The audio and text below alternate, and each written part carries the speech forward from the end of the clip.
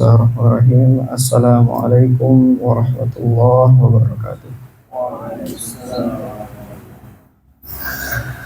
Alhamdulillahi rabbil nas, malikin nas, ilahin nas. Faddala rasulana ala jami'in nas, wa ja'alana min ummatihi khayra ummatin ukhrijat linnas. Asyhadu an la ilaha illallah wahdahu la syarika lah, syahadatan nadakhuha liyawmi majmu'un lahun nas.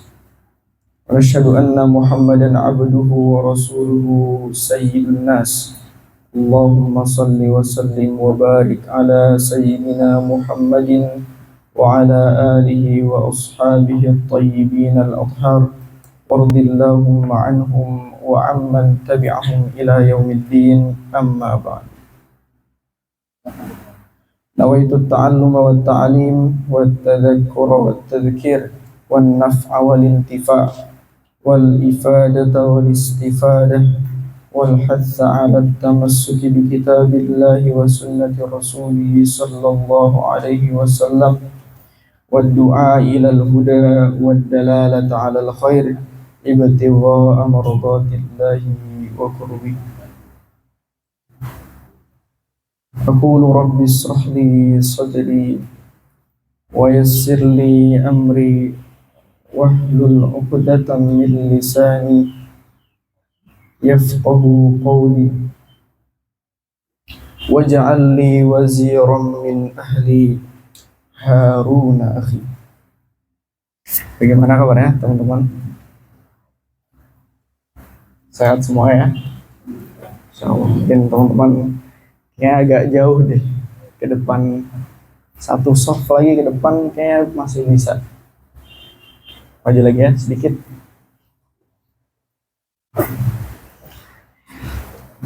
Tamam. Udah pada makan teman-teman? Udah makan? Udah pada makan kan? Hah? Belum? Insyaallah.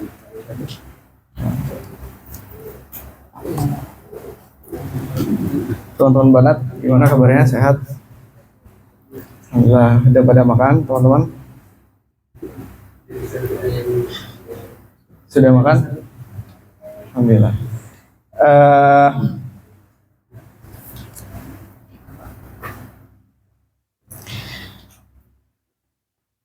Ada yang dari Asyir? Atau dari Asyir? Ada Habib nggak? Habib mana Habib? Ada Habib nggak namanya? Ada yang namanya Habib? Nggak ada ya? Tonton banget, ada yang dari Asyir? Nggak ada. Selanjutnya pada hari ini kita akan mereview materi kemarin. Kemarin kita membahas apa? Kemarin kita bahas apa? Membahas anwa'ul ilmil hadis. Kemudian setelah pembahasan anwa'ul ilmil hadis, kita selanjutnya akan membahas dengan yang disebut dengan ad-dilalah atau ad-dalalah atau ad-dulalah. Jadi bisa dibaca berapa?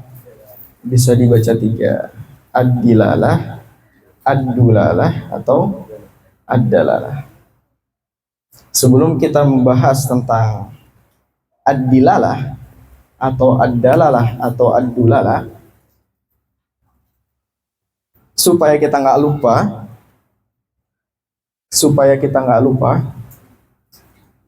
kita akan review materi kemarin, pembahasan anwa'ul ilmil hadis, gitu ya. Karena sebenarnya teman-teman, ketika teman-teman mempelajari suatu fan ilmu apapun itu, teman-teman itu dituntut harus apa? Untuk murojaah atau muzakarah dari ilmu tersebut, dari fan ilmu yang dipelajari. Jadi nggak cukup sekali lewat. Kenapa? Karena ilmu kita adalah ilmu yang hadis. Mungkin hari ini ada, besok belum tentu ada. Kemarin nggak ada, gitu ya. Jadi caranya supaya memastikan ilmu kita tetap ada itu adalah mengkaitkannya pertama dengan tulisan, kemudian yang kedua dengan hafalan, yang ketiga dengan murojaah atau muzakarah. Kalau teman-teman di rumah binaan, misalnya contohnya di rumah syariah, itu mereka dituntut untuk hadir kelas, belajar, kemudian dituntut untuk meresum atas apa yang dia pelajari, atas apa yang dia dapat di kelas lewat tulisan. Kemudian yang ketiga adalah menghafalkan matan. Kemudian yang keempat adalah muzakarah. Dan yang kelima memurojaah atas apa yang telah dihafal dari matan. Di awal kita sudah sangat tahu betul bahwasannya ulama-ulama kita mewariskan metode belajar itu apa? Dengan mendekatkan ke dalam apa? Sastra. Ketika belajar mantik, ulama sudah membuat matan sulamnya dengan rima yang sama pada akhirnya. Kita bisa melantunkannya sambil bernyanyi dan lain sebagainya. Itu kan keindahan.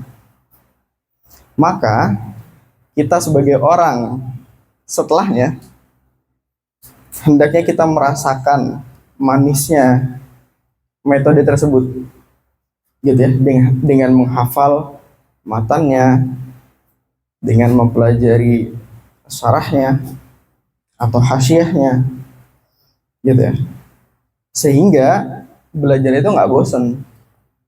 Belajar itu apa? Nggak jadi bosan. Dan lagi-lagi saya mengingatkan bahwa niatkan belajar itu bukan hanya menghilangkan kebodohan, gitu ya, tapi juga sebagai bentuk syukur kita kepada Allah Ta'ala atas nikmat akal yang telah Allah berikan, gitu ya. Karena syukur itu apa? Antusarrif jami'a ma an'amallahu bihi ilaih li ajli ma khalaqakallahu li ajlih. Menggunakan seluruh komponen kenikmatan yang telah Allah berikan untuk apa? Untuk beribadah kepada Allah. Tamam. Pembahasan anwa'ul ilmil hadis. Anwa'ul ilmil hadis, ketika diitlakkan anwa'ul ilmil hadis, maka keluar darinya ilmu yang qadim. Keluarnya di mana? Pada pengitlakan apa? Pada pengitlakan anwa', bukan ilmil hadisnya. Kenapa? Karena ilmu Allah itu tidak bercabang, gitu ya. Ilmu Allah itu tidak doruri, dan ilmu Allah itu tidak nadhari. Ilmu Allah itu tidak doruri, dan ilmu Allah itu tidak nadhari. Apa itu doruri? Ma la yahtaj ila ta'ammul. Apa itu nadhari? Ma yahtaj ila ta'ammul. Dan ilmu Allah itu tidak keduanya, tidak terqaidi kedua-duanya. Meskipun kita bawakan ke definisi doruri itu apa? La yahtaj ila ta'ammul. Meskipun dari segi definisi benar juga, ilmu Allah itu tidak membutuhkan terhadap ta'ammul, ya. Akan tetapi kita tidak mensifatinya dengan doruri, karena ketika kita mensifatinya dengan doruri, seolah-olah gitu ya, ilmu Allah itu bercabang, dan kita tidak mensifati ilmu Allah itu nadhari. Ta'ala an dzalik. Bagaimana Allah untuk mengetahui sesuatu itu perlu berta'ammul. Itu sesuatu yang muhal dalam zat Allah Ta'ala. Kemudian selanjutnya kita mempelajari asbabut taqaddum. Ya, asbabu at-taqaddum. Bareng-bareng yuk. Pertama, taqaddum bit tabai. Kemudian yang kedua, biz zaman. Yang ketiga, bil illah. Yang keempat, bir rutbah. Yang kelima, bis syaraf.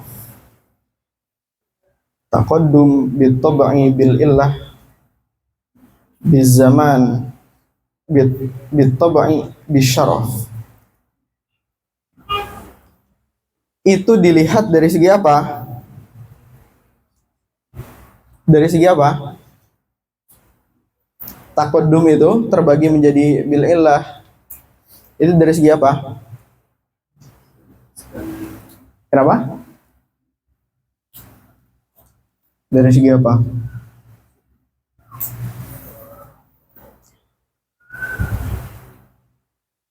Kita mengatakan bahwasannya ustaz itu lebih, masyayikh itu lebih didahulukan dari murid karena atas dasar apa?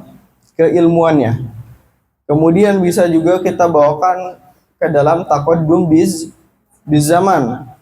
Ketika kita meninjau didahulukannya masyayikh terhadap murid dari segi apa? Dari segi zamannya, dulu adanya, gitu ya.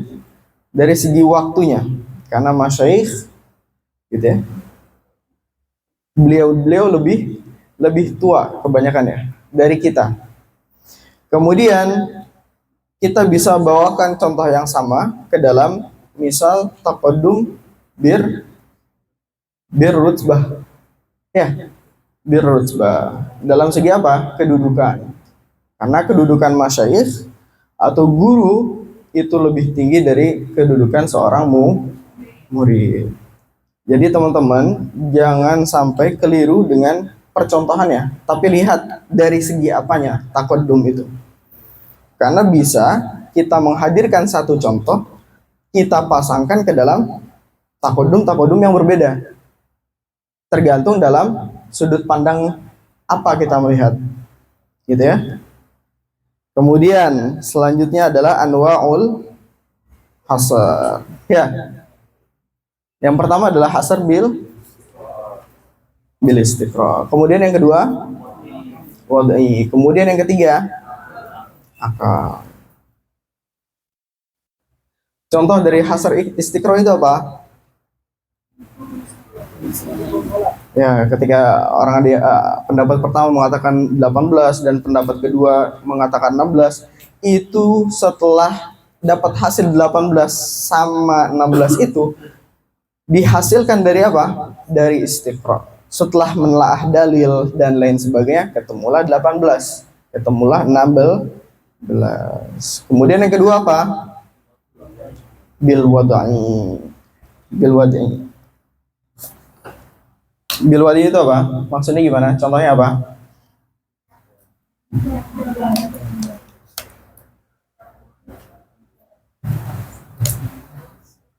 Contohnya apa? Kenapa? Ya, ketika seseorang menulis buku, kok dia membatasi bukunya ke dalam 7 bab. Sama penulis yang lain yang membatasi bukunya ke dalam 9 bab misalnya. Hasar atau batasan ke dalam 7 bab atau ke dalam 9 bab itu dari segi apa? Itu dari segi wada. Karena beliau sendiri yang ingin, gitu ya, atas dasar keinginan si wadi'nya untuk menentukan jumlah bab dalam buku yang dia tulis menjadi 7 bab atau menjadi 9 bab. Gitu ya. Tapi banyak juga misalkan penulis buku yang dia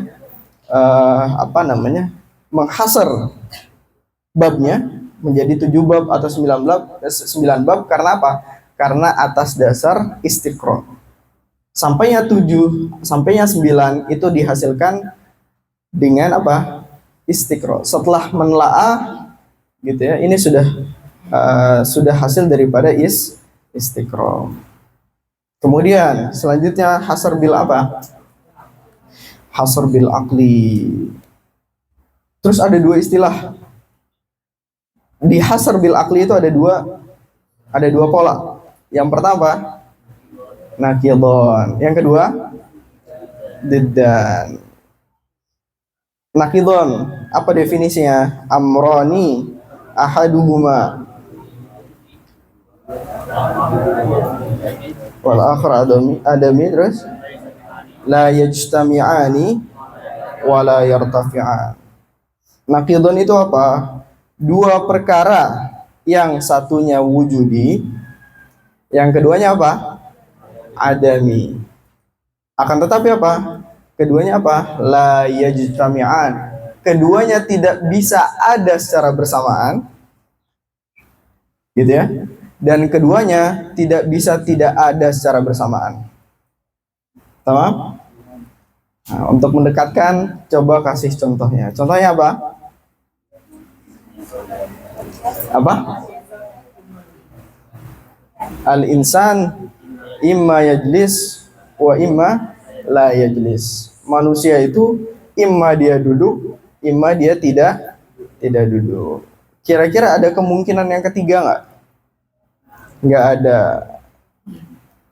Yang membuat pemikiran teman-teman semua sehingga menyimpulkan bahwasannya tidak ada kemungkinan yang ketiga, apakah bil istiqra? Mungkin saja. Gitu. Itu apa? Bil aqli. Karena akal kita sudah tidak bisa mendatangkan kemungkinan selain kedua itu, gitu ya. Itu untuk nakidon. Kemudian yang kedua apa? Diddan. Definisi apa? Amrani wujudiyani la yajtami'ani wa qad yartafi'an. Dua perkara yang dua-duanya apa? Wujudi. Kemudian la yajtami'an, dua-duanya nggak bisa ada secara bersamaan. Wa qad yartafi'an, akan tetapi dua-duanya bisa nggak ada secara bersamaan. Contohnya apa? Al-insan imma yajlis wa imma yaqum.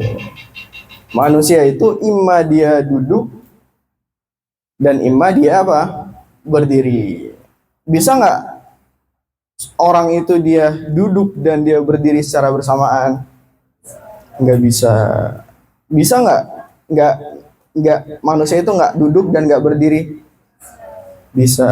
Ngapain? Tidur dan lain sebagainya. Gitu ya? Tamam. Kemudian dalam beberapa contoh yang kemarin, saya sering sekali mulakhbat dengan contoh dalam kias. Di awal saya mengatakan al-alam hadis wa kullu hadis lahu muhdis. Maka natijahnya apa? Al-alam lahu muhdis. Bahwasannya apa itu makna alam? Kullu ma siwallah. Segala sesuatu selain Allah itu disebut dengan alam. Alam itu bukan dunia, alam itu bukan hanya tumbuhan dan lain sebagainya ya.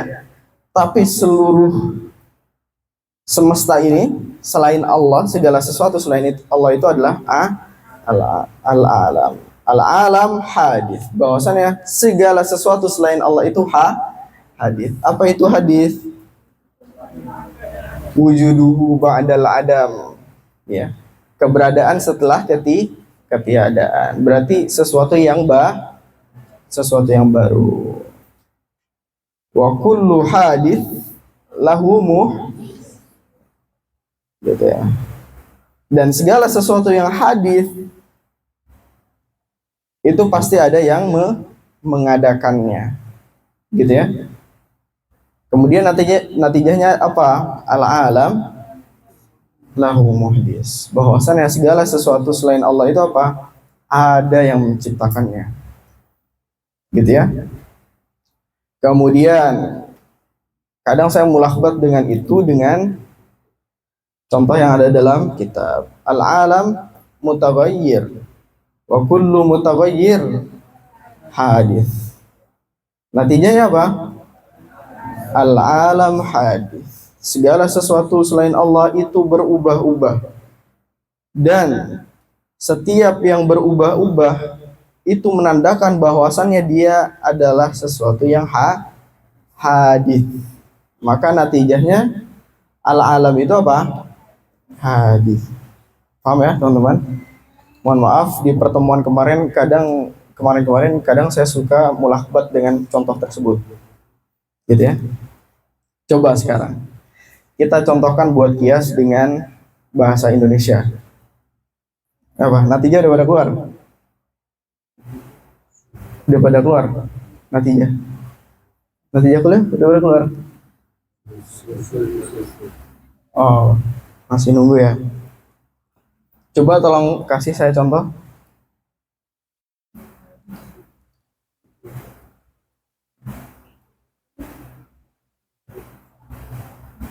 Contoh kias, ada yang berani mencontohkan kias?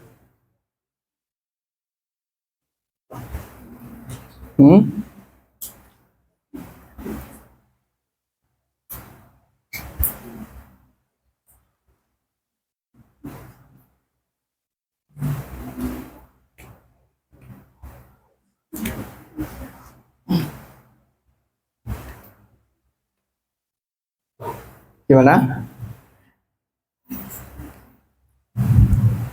Ada yang berani ngasih contoh? Contohnya apa?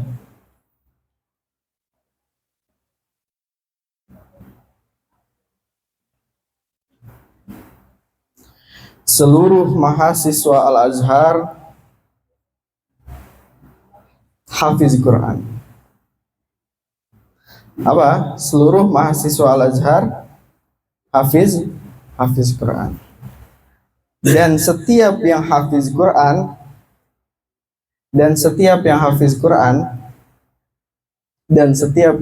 Quran itu mulia di mata Allah. Maka natijahnya apa?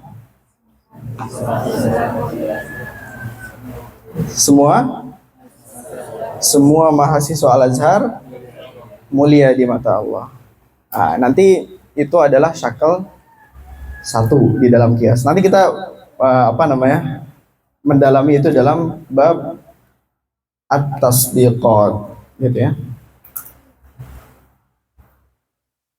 Nah. Kemudian kita akan review apa sih maudhu ilmu mantik itu. Apa maudhunya? Al-ma'lum at-tasawwuri ayil ma'lum at-tasdiqi min haitsu annahu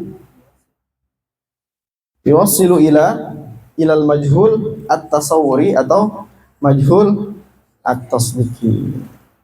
Itu maudhu atau objek pembahasan di dalam mantik. Makanya nanti kita belajar ilmu mantik ini untuk apa? Nanti salah satunya adalah untuk bisa mendefinisikan atas sesuatu yang majhul tasawuri, gitu ya. Kemudian untuk apa? Yang kedua adalah untuk kita sampai kepada kias atau hujjah. Gitu. Kemudian coba teman-teman perhatikan pada terakhir pembahasan anwa'ul ilmil hadis.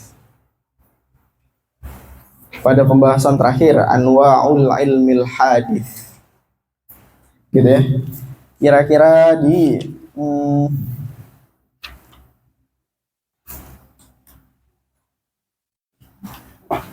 wabima taqarrara. Dapat ya paragrafnya? Dapat ya? Dapat halaman berapa? 66. Wabima taqarrara uliman hisarul ulumi fit tasawwurati wat tasdiq.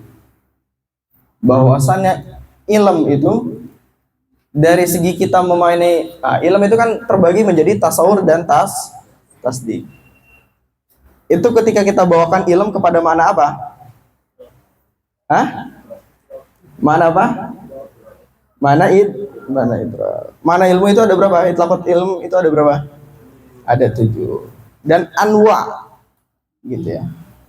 Atau ilm yang ada di sini, ilm yang terbagi menjadi tasawur dan tasdik itu adalah ilmu yang bermakna apa?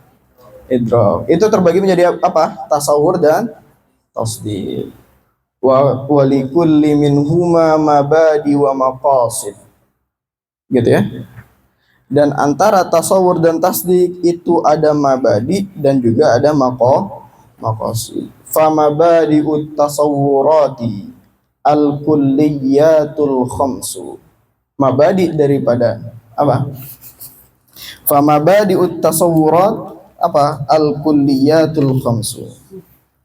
Kemudian di antara kawan-kawan ada yang bertanya, oh berarti penyusun dari tasawur itu kulliyatul khams dong.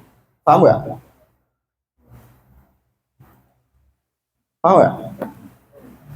Paham ya? Iskalnya paham? Tasawur itu apa? Sekali lagi, idrak bi ghairi hukmin. Contohnya apa? Pengetahuan kita akan sesuatu. Pengetahuan kita tentang HP, pengetahuan kita tentang botol, pengetahuan kita tentang penghapus, tentang mikrofon dan lain sebagainya. Gitu ya. Dan tasawur itu tidak memanik kita. Nah, tasawur itu dalam satu waktu, tasawur itu bisa banyak. Gitu ya. Dalam satu waktu, tasawur itu bisa banyak. Dalam satu waktu kita tahu penghapus, kita tahu mikrofon, kita tahu kipas angin, kita tahu handphone dan lain sebagainya. Itu tasawur selama tidak ada penghukuman antara handphone dan mikrofon, gitu ya, antara kipas angin dan dinding misalnya. Selama tidak ada penghukuman di antara pengetahuan yang kita ketahui, itu disebut dengan tasawur, gitu ya. Famabari'ut tasawurat al-kulliyatul khamsu. Di antara iskal dari teman-teman adalah apa? Oh berarti penyusun daripada tasawur itu adalah apa? Kulliyatul khams dong. Ngerti nggak? Penyusun dari pengetahuan kita tentang mikrofon berarti al-kulliyatul khams dong. Gitu ya? Itu iskalnya. Dapat nggak iskalnya? Dapat nggak? Dapat ya teman-teman? Famabadi'ut tasawurati al-kulliyatul khamsu. Berarti penyusun daripada tasawur itu kulliyatul khams dong, gitu ya. Nah, teman-teman semua bisa baca di kitab Syarhus Sulam fi Ilmil Mantiq yang punyanya Imam Qosh, tahqiqan Dr. Abdul Ghaffar Abdul Rauf Hasan, cetakan Darul Ihsan. Teman-teman kalau di Maktabah Usuluddin, tahu Maktabah Usuluddin? Masuk ke dalam tuh sampai mentok ada makom kan. Nah, di sebelah kanan itu ada maktabah namanya Darul Ihsan. Itu ada kitab ini, harganya sekitar 200 pon. Untuk menjawab hal tersebut, gitu ya, Imam Qosh menjelaskan bahwasannya anna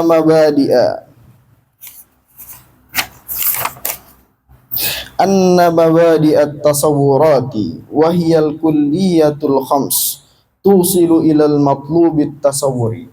Maksud daripada mabadi tasawurat di situ adalah apa? Bahwasannya permulaan, gitu ya. Permulaan dalam pembahasan tasawur itu apa?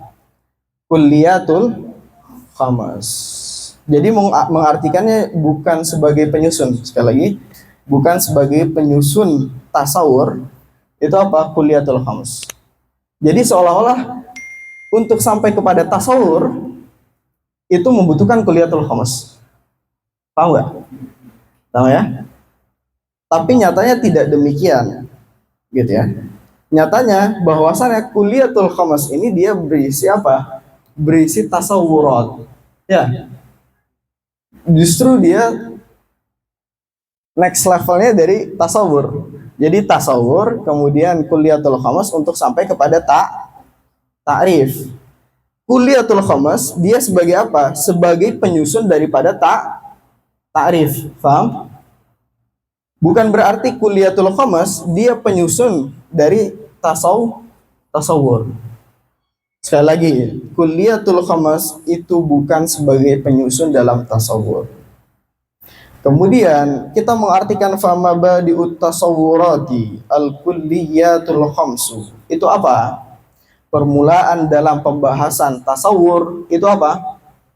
Al-kulliyatul khams. Dan maqasid dan puncak yang dituju dari pembahasan tasawur itu apa? At-ta'rif atau al-qaulus syarih. Ya. Paham teman-teman? Sehingga kita tidak mengartikan fama badi'ut tasawurat itu sebagai apa? Penyusun tasawurat. Gitu ya. Sejatinya tasawurat atau suatu tasawur itu dia tidak tersusun atas kuliatul khamas. Gitu ya. Pengetahuan kita tentang mikrofon, apakah itu tersusun dengan kuliatul khamas? Itu tidak. Akan tetapi kuliatul khamas dialah yang menjadi penyusun atas ta'rif. Kemudian memaknai fama badi'ut tasawurat. Di sini apa? Permulaan dalam pembahasan tasawur itu apa? Kuliatul khamas. Dan puncak pembahasan atau maqasid yang dituju dalam pembahasan tasawur ini apa? At-ta'rif atau al-qaulus syarih. Gitu ya. Begitupun dengan tasdiqat. Fama badi ay wa mabadi'ut tasdiqat al-qadaya wa ahkamuha. Permulaan dalam pembahasan tasdik itu apa? Al-qadaya. Ya. Kemudian maqasid apa namanya? Puncak daripada tasdik, puncak dari pembahasan tasdik itu apa? Al-qiyas atau hujjah. Paham teman-teman? Paham ya? Paham. Kemudian selanjutnya kita masuk ke dalam pembahasan ad-dalalah.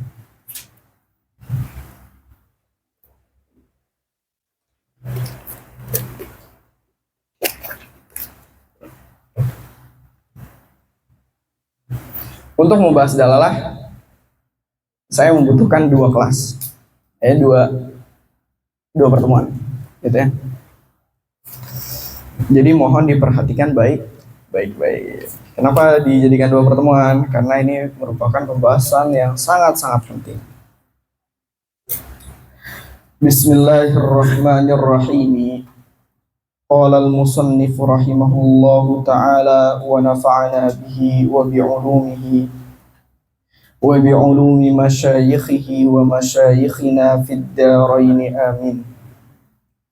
Summa qala anwa'ud dalalatil wad'iyyati dalalatul lafzi ala ma wafaqah yad'unaha dalalatal mutabaqah wa juz'ihi tadammunan wa ma lazim fahuwa iltizamun bi'aqlin iltuzim. Aqulu muradu bid-dalalatil wad'iyyati al-lafdhiyyatu bidalili qawlihi fil baiti dalalatul lafzi wa muradu fil baiti dalalatul lafzil wad'iyyati bidalili qawlihi fit tarjamati al-wad'iyyati. Faqad hadafa min kullin minat tarjamati wal baiti ma athbata nadhirahu fil akhari wa huwa naw'un minal jinasi yusammah tibakan. Ya. Pembahasan apa hari ini? Pembahasan ad-dalalah.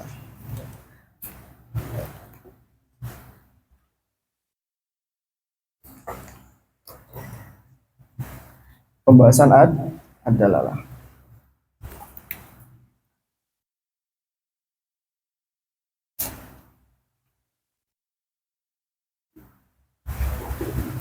Wad dalalatu fahmu amrin min amrin kafahmi mal jirma al ma'huda min lafdhis sama. Ya, falafdhus samai yusamma dallan wal jirmu al ma'hudu madlulan.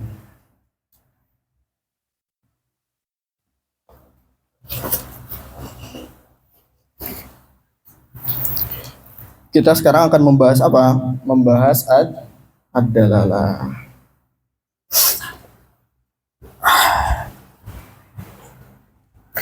Bismillahirrahmanirrahim.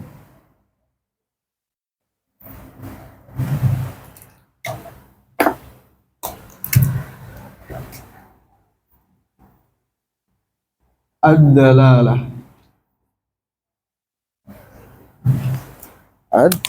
Ad-dalalah.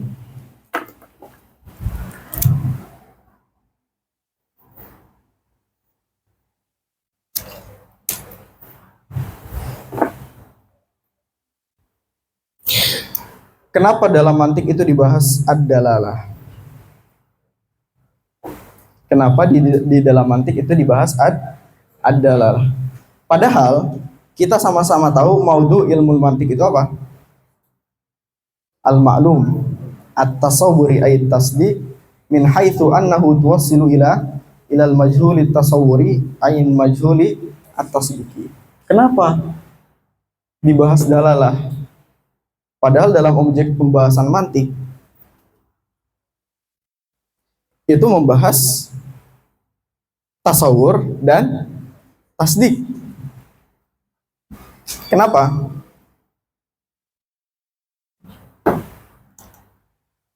Dalam pemetaan kita sudah jelaskan kenapa harus ada mabahithul alfaz, kenapa harus ada ad-dalalah di dalam mantik. Kenapa? Karena untuk menyampaikan sesuatu yang kita idrok, gitu ya, sesuatu yang kita idrok, baik itu dalam bentuk tasawur atau dalam bentuk tasdik, gitu ya, itu membutuhkan terhadap apa? Ad-dalalah, pembahasan ad-dalalah.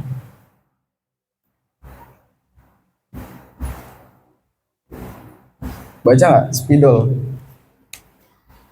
Spidol. Ketika saya mengitlakkan spidol, gitu ya. Ketika saya mengitlakkan spidol, sebenarnya yang diinginkan saya ketika saya mengucapkan spidol adalah makna, adalah sebuah makna. Yaitu apa? Alat untuk menulis, gitu ya, di papan tulis yang berwarna putih dan lain sebagainya, gitu ya. Nah, dalalah itu apa? Dalalah itu apa? Di sini fahmu amrin min amrin, fahmu amrin min amrin. Gitu ya. Kita butuh terhadap pembahasan dalalah untuk menyampaikan dari suatu lafaz itu kepada apa? Suatu makna. Gitu ya. Contohnya seperti apa? Ketika saya mengitlakkan atau melafalkan spidol, yang dikehendaki oleh saya sebenarnya apa? Makna daripada spidol itu.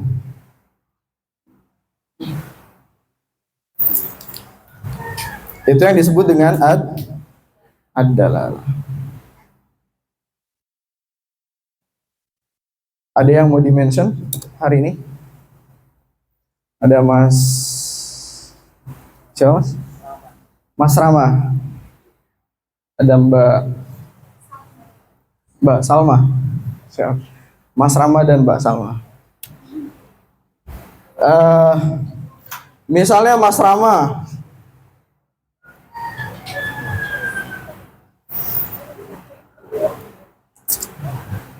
bilang,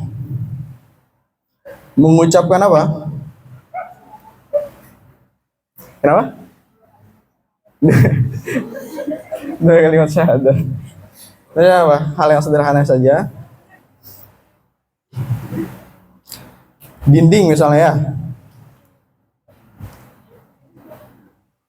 Mas Rama mengucapkan dinding kepada siapa? Mbak Salma. Mas Rama mengucapkan dinding kepada Mbak Salma. Gitu ya. Mas Rama mengucapkan dinding kepada Mbak Salma. Surahnya gini, gambarannya gini. Misalkan Mbak Salma nanyain jam itu di mana, terus Mas Rama ngejawab jam itu di dinding, gitu ya. Sebenarnya yang diinginkan atau yang dimaksud dinding ini atau kata dinding ini dia memiliki apa? Memiliki sebuah makna, sebuah makna.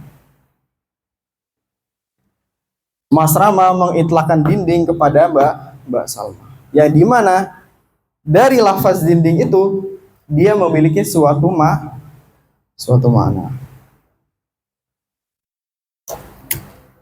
Dan ini dalam dalalah disebut dengan kata dinding ini dalam dalalah disebut dengan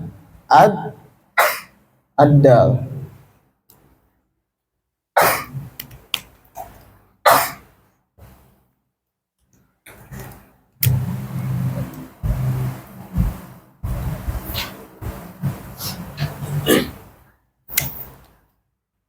Paham ya? Mas Rama melafalkan dinding kepada Mbak Salma, yang dimana di dinding ini dia memiliki suatu makna. Dan kita sedang membahas dalalah untuk apa? Supaya apa? Sebagai penunjuk dari suatu lafal ke suatu makna. Yang dimana dinding ini dia sebagai dal atau sebagai penunjuk, gitu ya, sebagai penunjuk. Dan makna ini dia sebagai madlul, ya, sebagai madlul. Madlul ini apa? Yang ditunjuk. Paham? Dindingnya itu adalah dal. Makna dari dinding tersebut itu adalah madlul. Dan yang mengitlakkan Mas Rama ini sebagai apa? Sebagai mustadil. Sebagai mustadil. Dan Mbak Salma sebagai mustadal.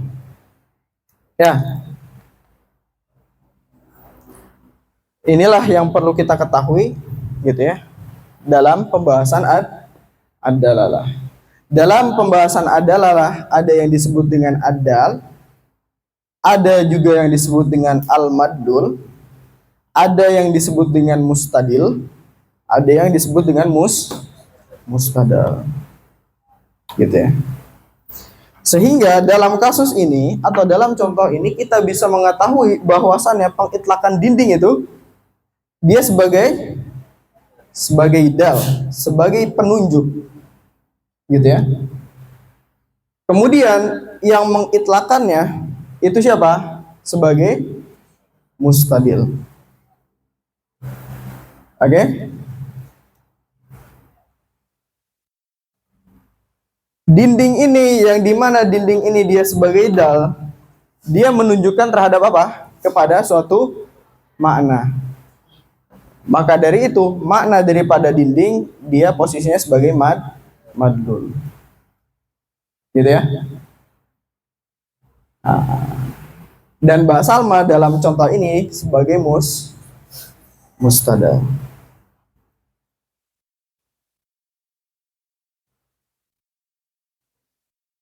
Hal yang pertama sebelum kita panjang lebar membahas ad-dalalah, setidaknya kita bisa mengetahui kenapa dalalah itu dibahas dalam ilmu mantik.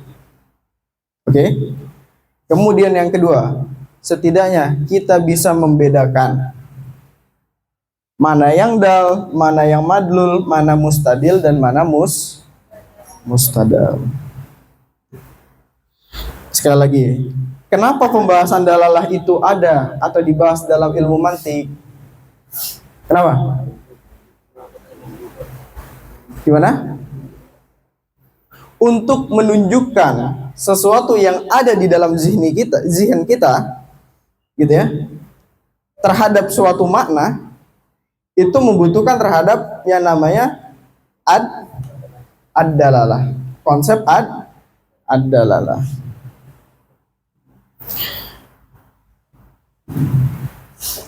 Ketika kita mengetahui dinding, gitu ya, pengetahuan kita atas dinding itu merupakan idrok, itu merupakan tasawur, idrok bi ghairi hukmin misalnya.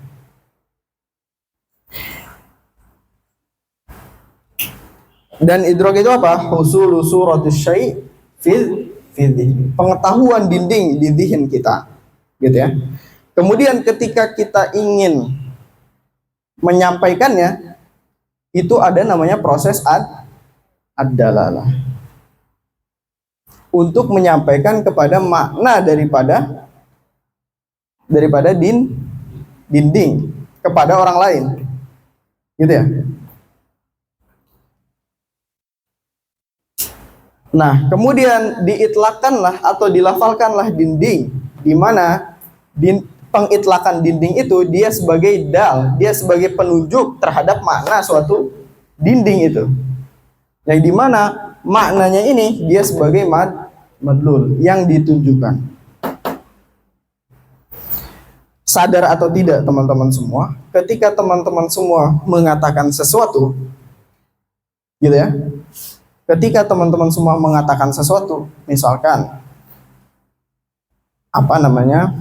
ambilkan botol. Nah, kemudian yang membuat kita faham bahwasannya ini adalah botol, itu adalah apa? Itu ketika itu adalah makna daripada botol itu sendiri, gitu ya. Jadi lafaz botol itu hanya sekedar penunjuk. Akan tetapi sesuatu yang dapat memahami kita bahwasannya itu adalah botol, itu dari segi maknanya. Paham teman-teman? Paham gak kira-kira? Paham. Mas gimana? Tadi ya, jawaban yang mabadi tasawurat sudah aman? Paham ya teman-teman? Serius paham gak? Paham? Jadi gitu ya. Yang kita kehendaki dalam suatu pengitlakan lafaz itu adalah makna dari lafaz itu sendiri. Gitu ya. Dan definisi dari adalah itu apa? Fahmu amrin min amrin. Fahmu amrin min amrin.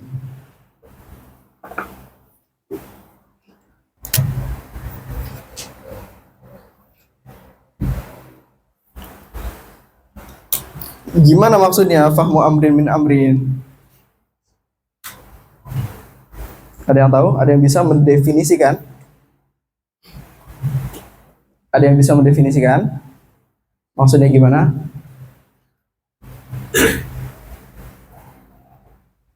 Ada yang berani? Kira-kira maksud dari makna ad-dalalah yang bermakna fahmu amrin min amrin itu apa? Apa? Gimana saudara? Fahmu apa?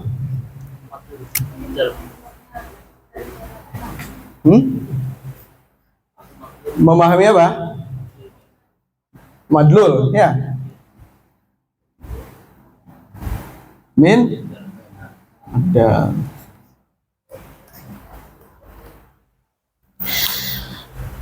Pahamnya kita akan suatu makna, gitu ya, dari suatu adal,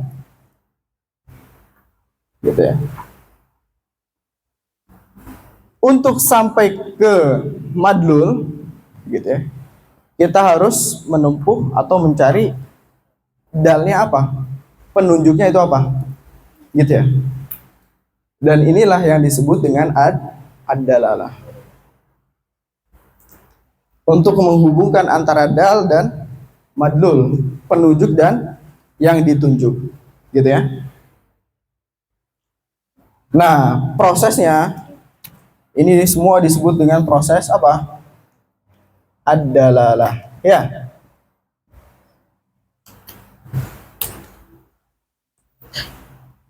Ini semua disebut dengan ad-dalalah.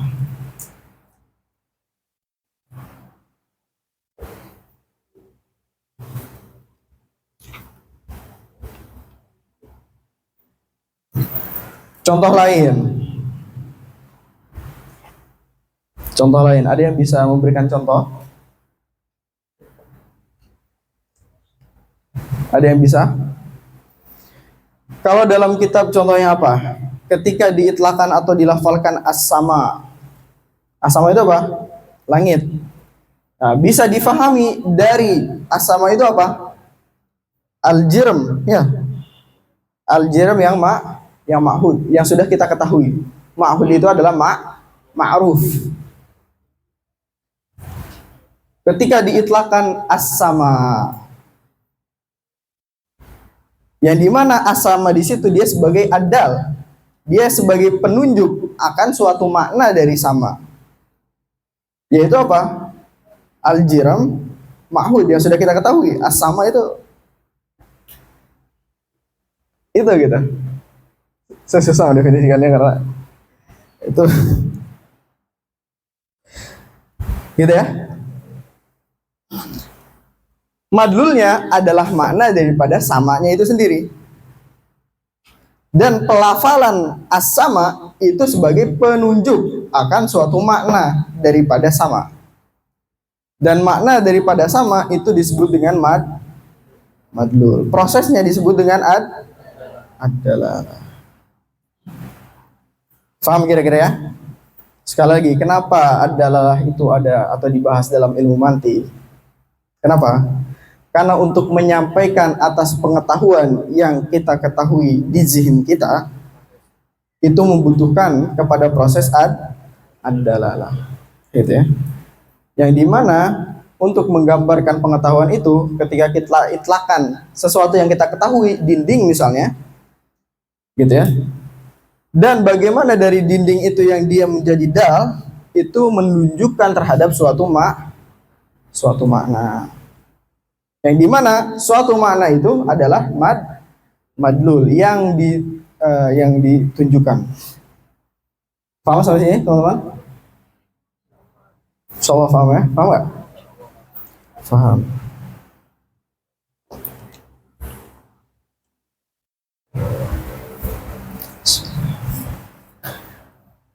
Kemudian dalam matan itu tidak disebutkan macam-macam daripada dalalah. Teman-teman semua bisa tahu bahwasannya dalalah itu terbagi kepada A, B, C. Itu dari mana? Dari syara. Makanya menghafalkan matan saja tanpa memahami syarahnya atau tanpa memahami maksud daripada matannya, ya, itu nggak cukup. Nggak cukup. Makanya ketika kita mau belajar mantik, kemudian kita hanya membatasi hafal matan saja, itu nggak cukup. Karena di dalam matan itu ada sir-sir, ada rahasia-rahasia, gitu ya, yang ingin disampaikan sebenarnya. Dan matan itu sebagai poin saja, sebagai poin. Tamam. Faham ya? Mana daripada ad-dalalah. Tamam? Kemudian selanjutnya adalah apa? Anwa. Ya. Ad-dalalah. Macam-macam dari ad-dalalah. Untuk menunjukkan terhadap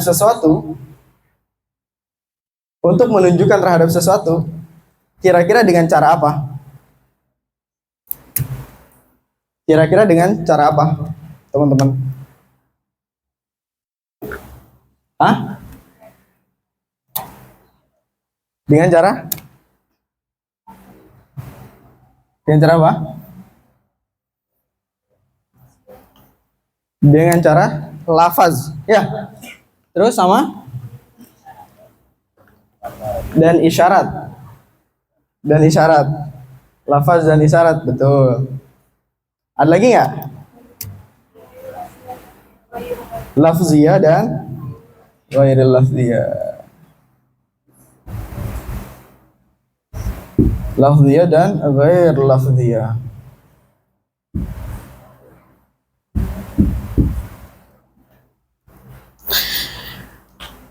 Untuk menunjukkan sesuatu itu bisa menggunakan lafaz dan juga bisa menggunakan ghair selain lafaz. Gitu ya. Kira-kira ada ihtimal lain tidak? Ada kemungkinan lain nggak? Apa yang membuat teman-teman itu? Hah?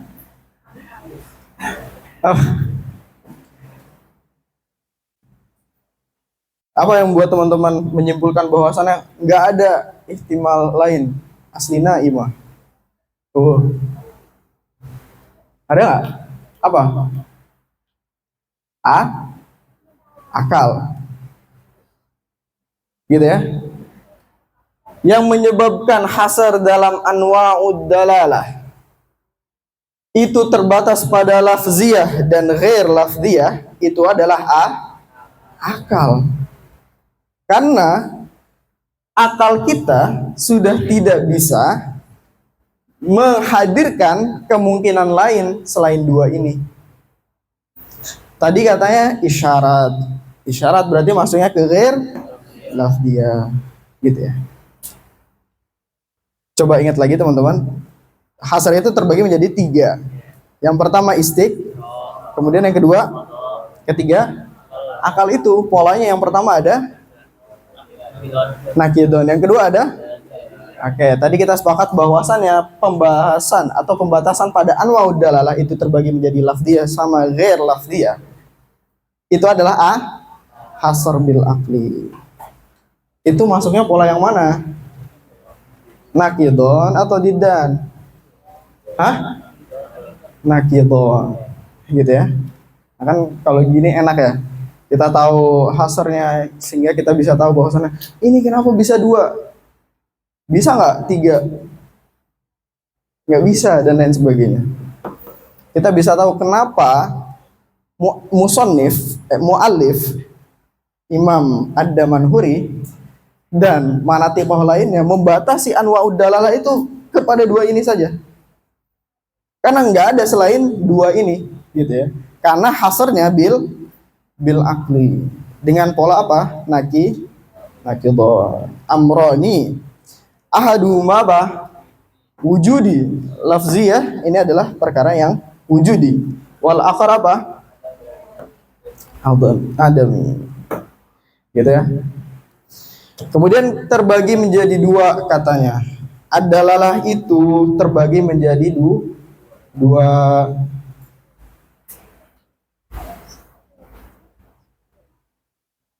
Yang pertama adalah dalalah lafziyah, yang kedua adalah dalalah ghair lafziyah.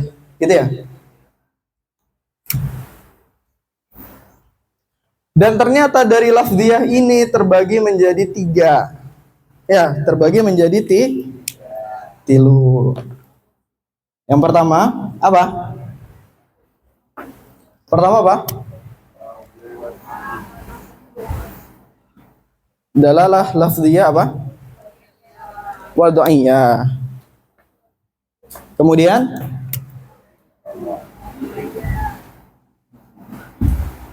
wad'iyah. Kemudian yang kedua tabi'iyah ya.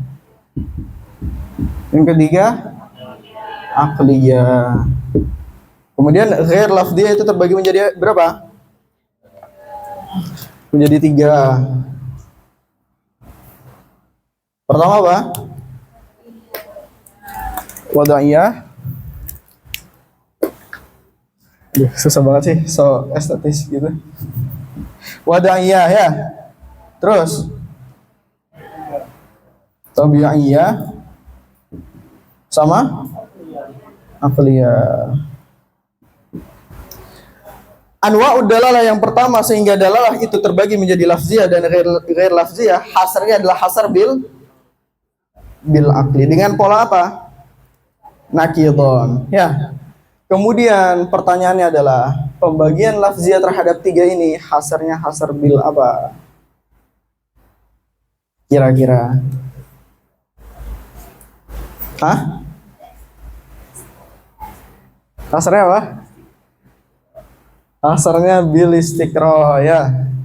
Hasarnya dari segi apa? Dari segi istiqro. Sebenarnya akal kita masih saja bisa menambahkan dengan yang lain, gitu ya. Akan tetapi loh, kok ternyata dapatnya pembagian itu imma wad'iyah atau bi'iyah aqliyah, itu dapatnya dari mana? Dari istiqro. Ya. Dari istiqro.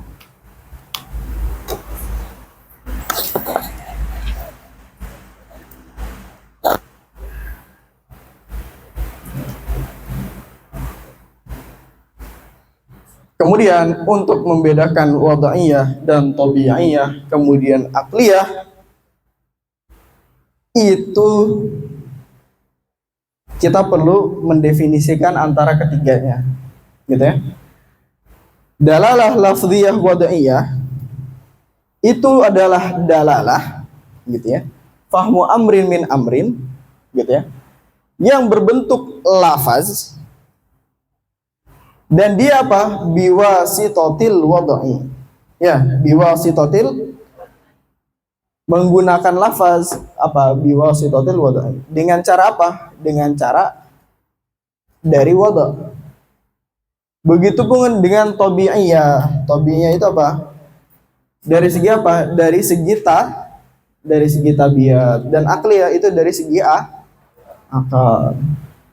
Begitupun dengan ghair lafziyah. Dalalah yang dia tidak dilafalkan dari segi wada'iyah, atau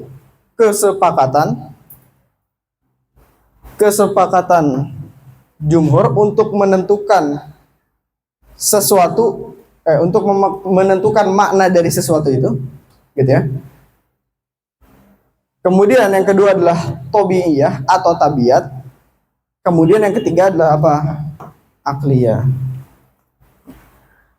Sekarang kita masuk ke dalam contoh. Ad-dalalah lafziyah wada'iyah. Contohnya apa?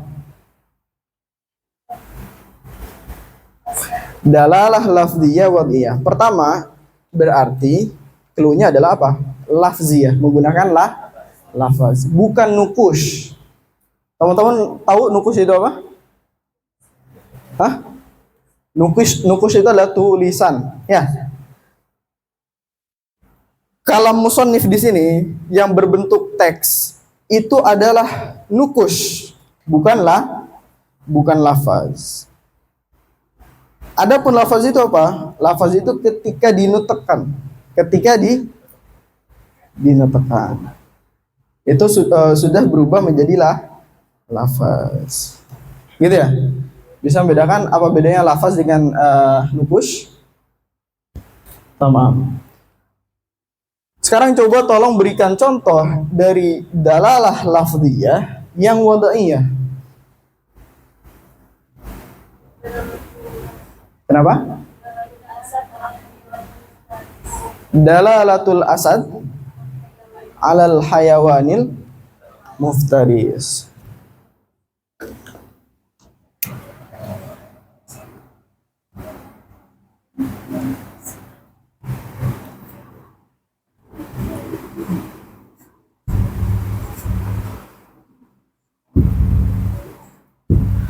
Dalalatul asad ala hayawan al-muftaris.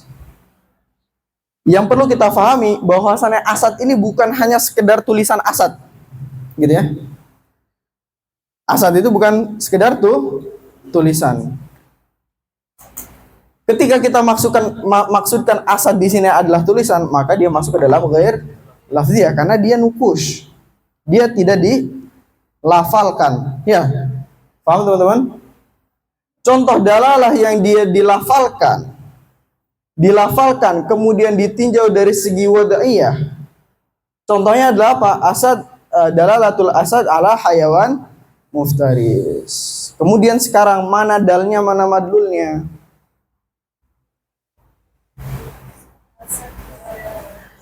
Asad dia menjadi apa? Dal. Hayawan muftaris dia menjadi apa? Madlul. Kemudian sekarang pertanyaannya, kenapa asad? Kenapa dalalah pelafalan asad itu menunjukkan terhadap suatu makna yang bermakna hayawan muftaris itu masuk ke dalam wada'iyah?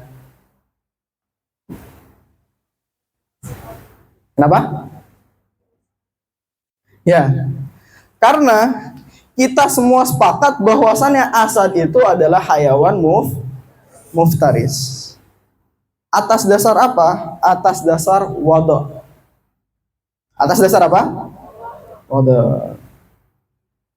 Ada contoh lain? Dalalah wada'iyah. Dalalah lafziyah yang wada'iyah. Dalam kitab apa selain asad? Al-insan. Terus? Al-insan. Hayawan natik.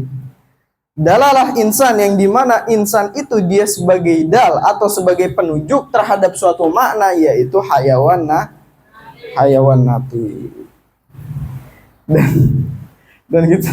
Dan kita bisa mengetahui bahwasannya al-insan adalah hayawan natik dari segi apa? Dari segi wad. Dari segi kesepakatan daripada manatiqoh bahwasannya insan itu adalah makhluk hidup yang berpikir. Tamam, teman-teman? Nah, kemudian contoh lain daripada dalalah lafdiyah yang tabi'iyah. Dalalah lafdiyah yang tabi'iyah. Contohnya apa? Dalam kitab apa? Dalalatul anin alal marad. Dalalatul anin alal marad. Maksudnya gimana itu? Dalalah gitu ya. Contohnya seperti dalalah anin itu merintih. Anin itu apa? Merintih. Ketika orang merintih, berarti dia menunjukkan terhadap suatu makna, yaitu berarti dia sah. Berarti dia sah. Gitu ya. Contohnya adalah latul anin alal marad.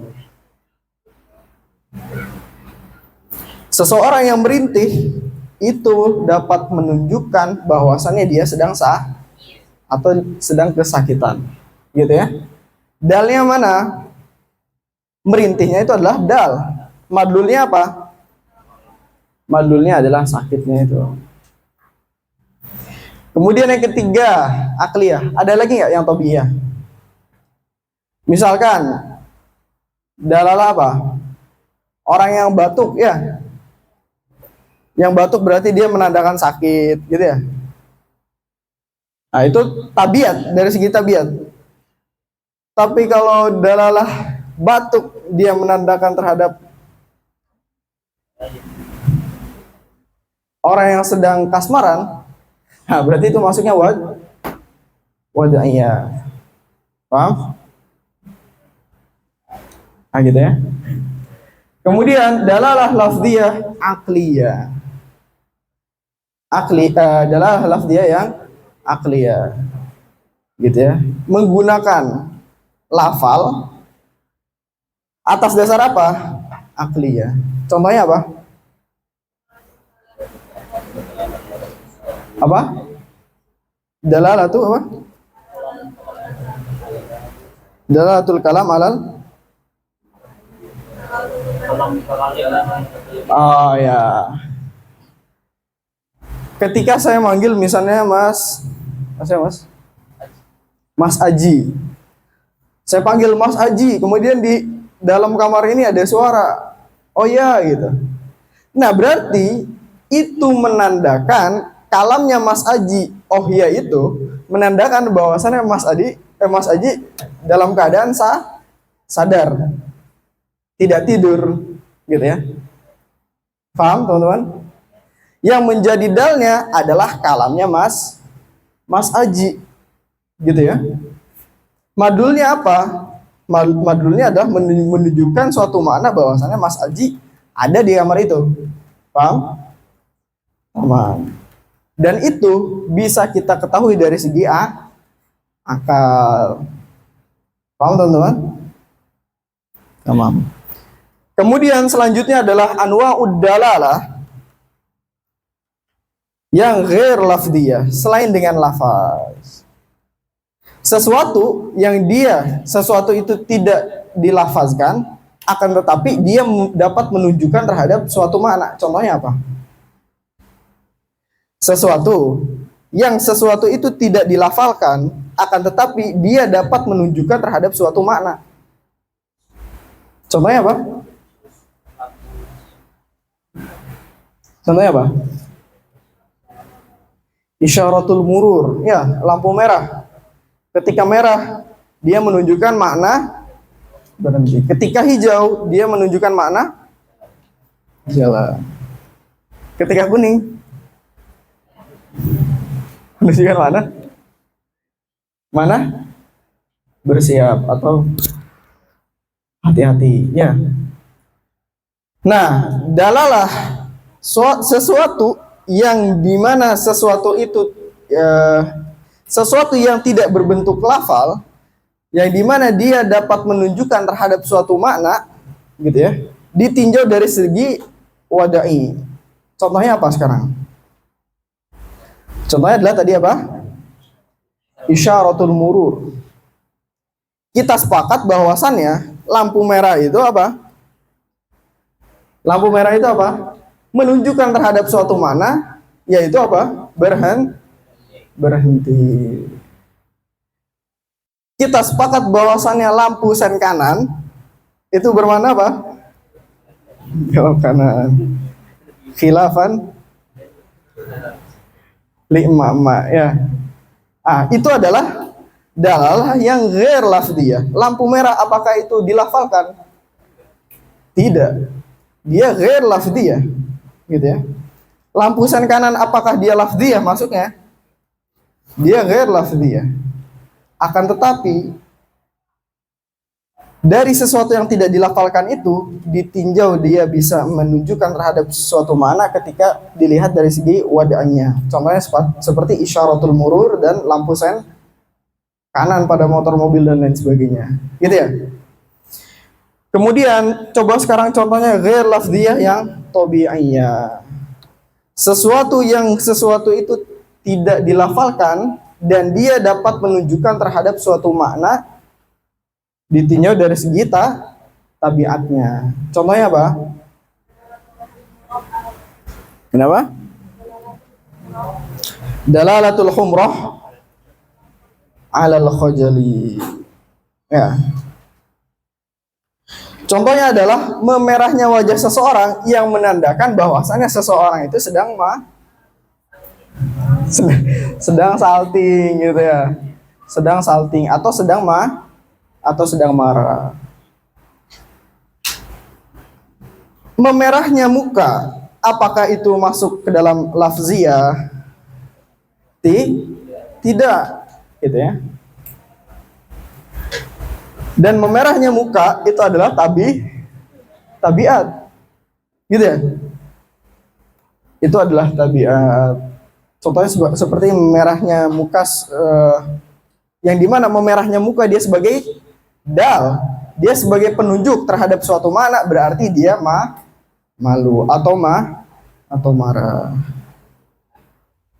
Kemudian contoh lain adalah dalalatu apa? Menguningnya, ya. Menguningnya wajah, ya. Di situ apa? Sufra apa? Alal wajah. Insyaallah jadi SpongeBob nanti itu. Tiba-tiba jadi SpongeBob. Menguningnya wajah Karena apa?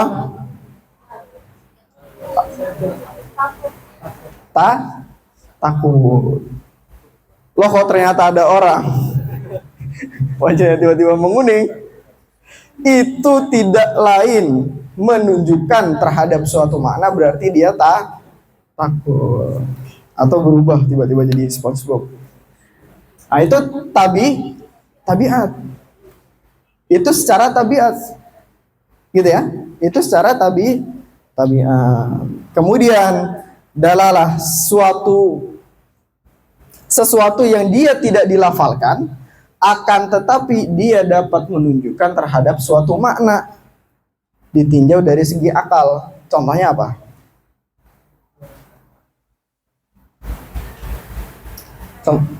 Kenapa? Dalalatul athar alal mu'athir.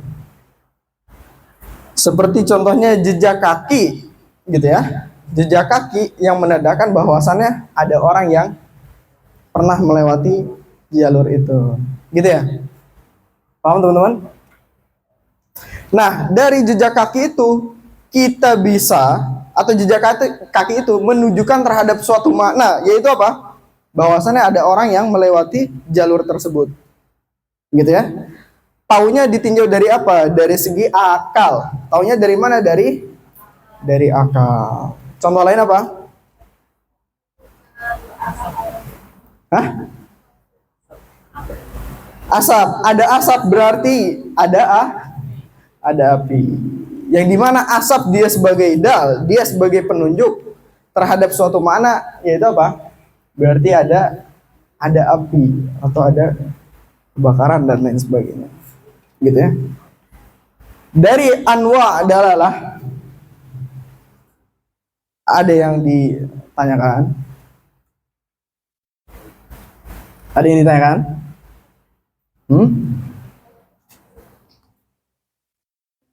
Ada yang ditanyakan? Sekali lagi kita review dari awal. Kenapa dalam mantik itu dibahas ad-dalalah? Kenapa? Karena untuk menunjukkan dari suatu pengetahuan yang sudah ada dalam zihin kita terhadap suatu makna, kita membutuhkan dengan namanya proses dalalah. Menunjukkannya itu, cara kita menunjukkan terhadap suatu makna bisa dengan lafaz, bisa dengan selain lafaz. Dan dengan lafaz kita bisa mengetahui suatu makna itu dari segi wadahnya, atau dari segi tabiatnya, atau dari segi akalnya. Dan kemudian kita bisa menunjukkan terhadap suatu makna selain dari lafaz, gitu ya. Dari segi wadahnya, tabiatnya dan akalnya. Sekali lagi, dibahasnya pembahasan ad-dalalah dalam ilmu mantik, meskipun kita sudah paham betul dalam maudhu atau objek pembahasan ilmu mantik itu adalah seputar tasawur dan tasdik. Kok dibahas dalalah?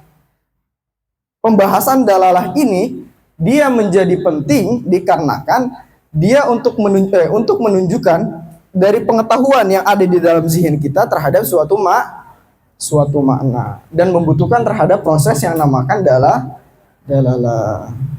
Dan untuk menunjukkan terhadap suatu makna itu bisa menggunakan lafaz dan bisa menggunakan selain lafaz, gitu ya. Kemudian di antara lafaz dan selain lafaz itu kita bisa mengetahui makna dari segi wadahnya, dari segi tabiatnya, dan dari segi akalnya. Paham sampai sini, teman-teman? Contoh dari segi dari dalalah yang menggunakan lafaz dan wad'iyah itu contohnya seperti apa? Asad ala hayawan muftaris. Setidaknya ketika kita melafalkan asad, ada harimau misalnya, sampai ke dalam zihin kita makna hewan yang buas, maka berhati-hatilah. Ya. Nah, pelafalan asad terhadap pemaknaan hayawan muftaris itu ditinjau dari segi wadahnya. Paham? Bukan ditinjau dari segi tabiat dan akliyahnya. Ya, bisa saja kita memaknai asad itu sebagai apa? Hewannya apa? Hewan yang menggemaskan kalau kata Al-Shad ya. Bisa saja. Akan tetapi kita sepakatnya bahwasannya asad itu muftaris. Sekali lagi, contoh sesuatu yang diitlakan menggunakan lafaz gitu ya. Kemudian dia menunjukkan terhadap suatu makna dari segi wadai, dari segi wadahnya, contohnya seperti asad ala hayawan muftaris. Asad itu bukan nukusnya ya, tapi pelafalan kita asad. Ketika saya ngomong asad gitu ya, kemudian sampai kepada diri teman-teman atau zihin teman-teman makna hayawan muftaris. Begitupun ketika saya melafalkan insan sampai kepada zihin teman-teman apa? Hayawan natik. Paham? Kemudian dalalah lafziyah gitu ya. Sesuatu yang dia dilafalkan dan dia menunjukkan terhadap suatu makna ditinjau dari segi tabiatnya. Contohnya seperti apa? Memerahnya wajah. Enggak. Itu ghair lafziyah. Dalalatul anin alal marad. Contohnya seperti apa? Contohnya ketika seseorang merintih. Merintihnya seseorang itu adalah lafaz. Enggak perlu kita contohkan. Itu adalah lafaz. Dari merintihnya seseorang kita bisa sampai kepada makna bahwasannya dia sedang kesakitan. Nah, itu masuk ke dalam tabiat. Kita memaknai bahwasannya dia kesakitan ditinjau dari segi apa? Dari segi tabiatnya. Tabiat orang itu kalau dia merintih pasti dia kesakitan. Kemudian sesuatu yang disampaikan melalui lafaz. Kemudian dengan begitu dia bisa menyampaikan terhadap suatu makna ketika ditinjau dari segi akal. Contohnya apa? Dalalatul kalam al-mutakallim min warai. Ya. Contohnya seperti tadi, seperti Mas siapa tadi? Mas siapa? Mas Aji. Ketika saya panggil Mas Aji, kemudian Mas Aji, loh kok ternyata ada suara dari kamar, dan itu ada suara Mas Aji, itu menunjukkan bahwasannya Mas Aji ada. Kalamnya Mas Aji itu merupakan dal. Kemudian kalamnya Mas Aji itu menunjukkan terhadap suatu mana bahwasannya Mas Aji ada. Paham?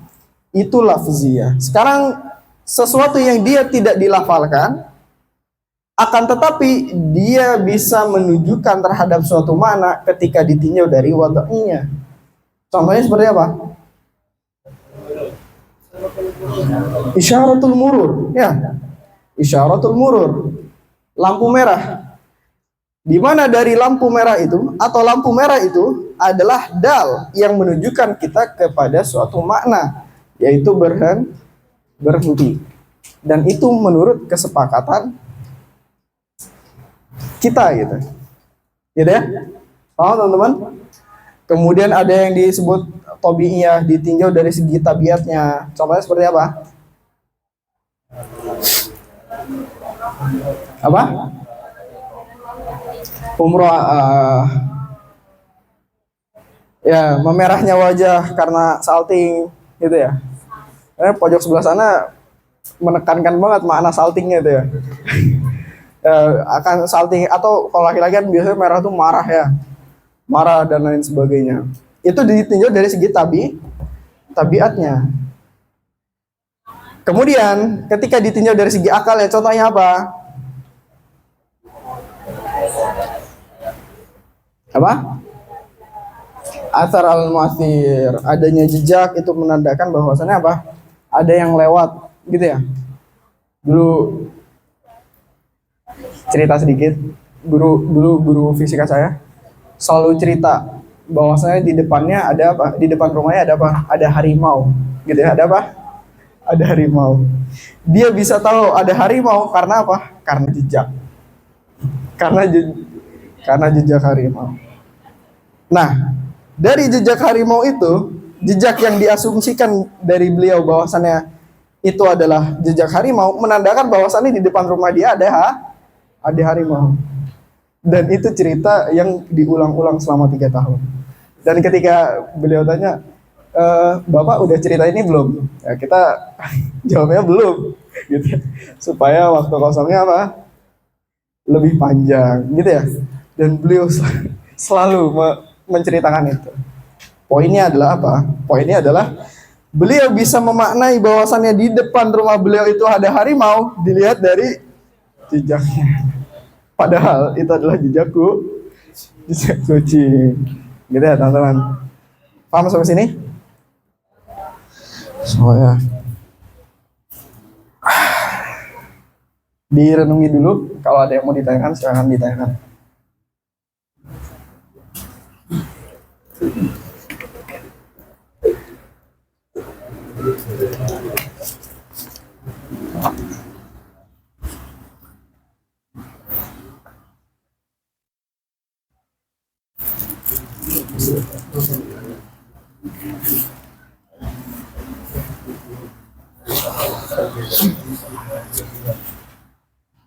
Gimana teman-teman? Aman ya? Lanjut? Kita lanjut ya. Bentar lagi, materi hari ini kita nggak terlalu banyak, gitu ya. Yang penting kita pastikan harus paham. Ini harus paham, karena kalau nggak paham, selanjutnya akan susah, gitu ya. Aqulu muraduhu bid-dalalatil wad'iyyati al-lafdhiyatu. Maksud dari dalalah wad'iyah yang ada dalam apa? Muraduhu bid-dalalatil wad'iyyati itu adalah apa? Al-lafdhiyah bidalili qawlihi fil baiti dalalatul lafdhi.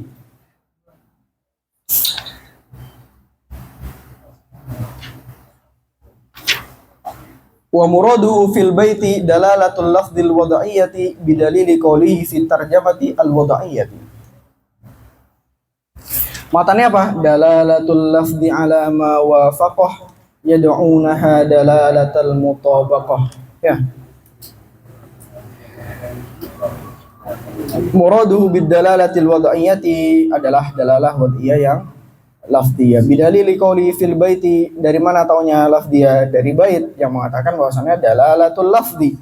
Wa muraduhu fil baiti maksudnya adalah apa? Dalalatul lafdil wad'iyyati. Maksudnya adalah dalalah lafdiyah yang wad'iyah. Bidalili qawli fit tarjamati al wad'iyyati. Faqad hadafa min kulli min at-tarjamati wal baiti ma athbata nadhirahu fil akhari.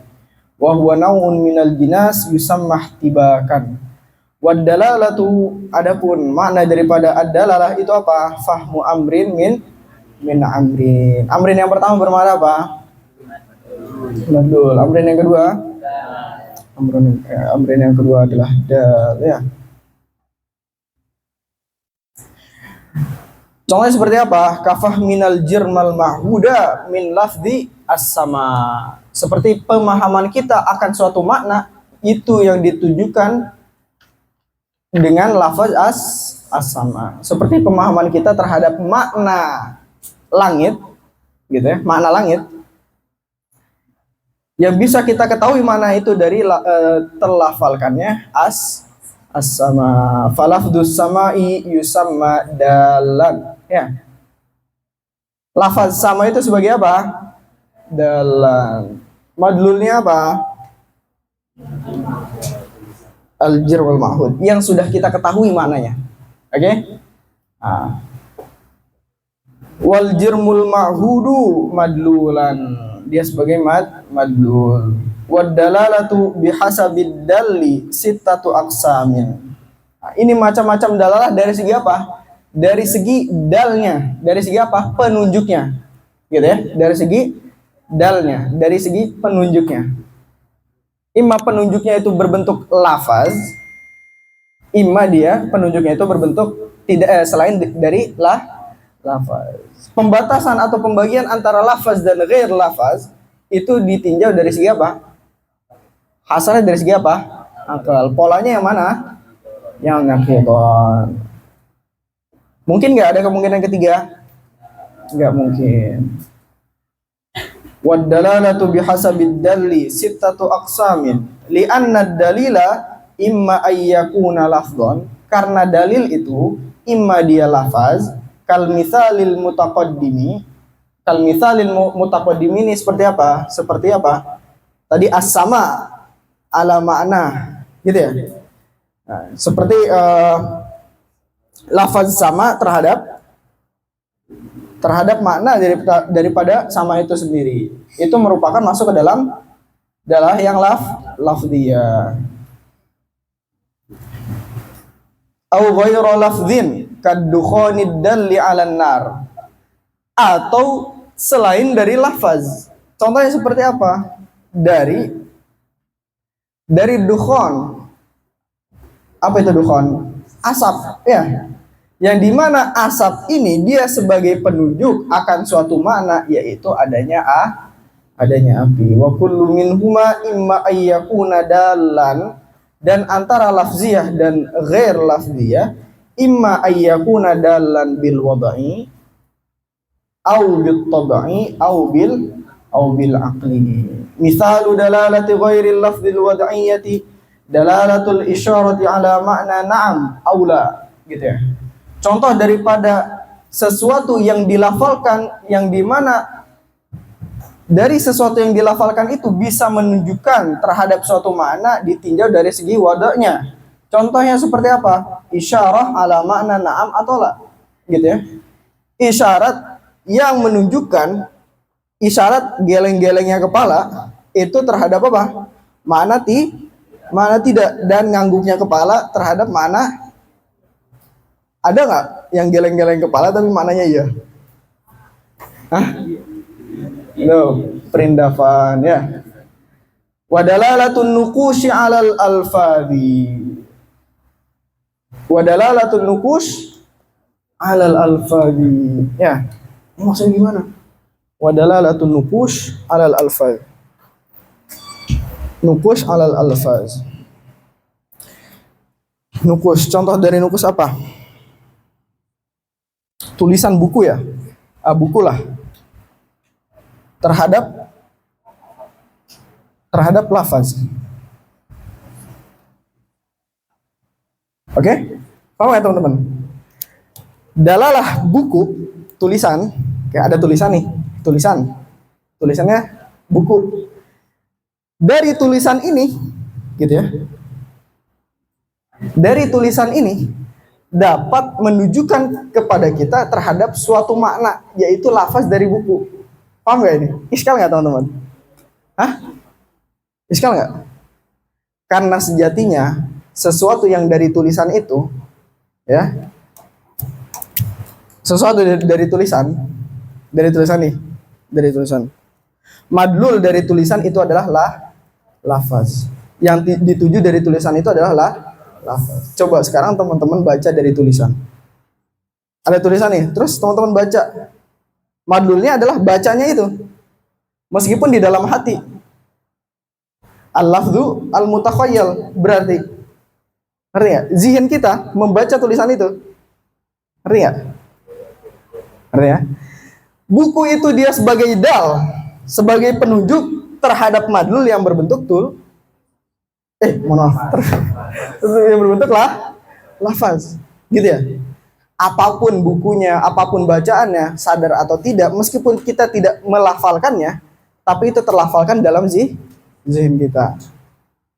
Kalau loh kok ternyata ada tulisan, tapi kita tidak lafalkan dalam berbentuk lafaz, atau tidak dilafalkan dalam bentuk takhayyul fi dzihn, itu namanya kita tidak baca. Paham teman-teman? Gitu ya. Jadi buku ini dia sebagai dal. Lafaz daripada buku itu, lafaz daripada buku bukan maknanya. Dia sebagai madlul. Kemudian dia juga bisa sebagai dal, ya.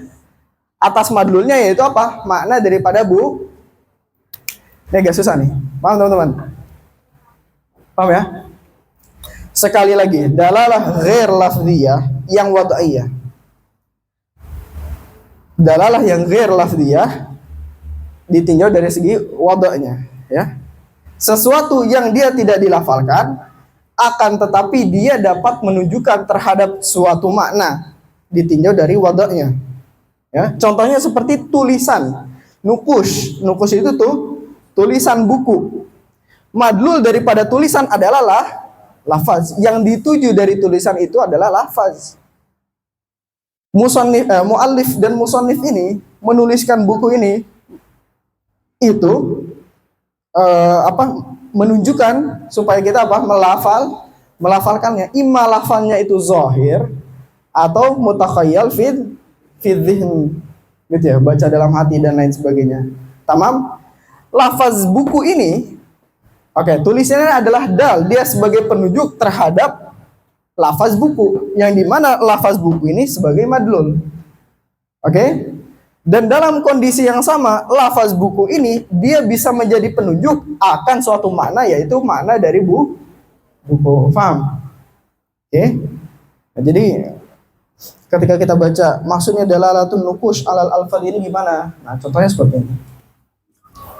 Wa mithalut tabi'iyyati dalalatul khumrati alal khajali. Contohnya adalah ghair lafziyah dan dia tabi'i memerahnya wajah terhadap malu, gitu ya. Menguningnya wajah menunjukkan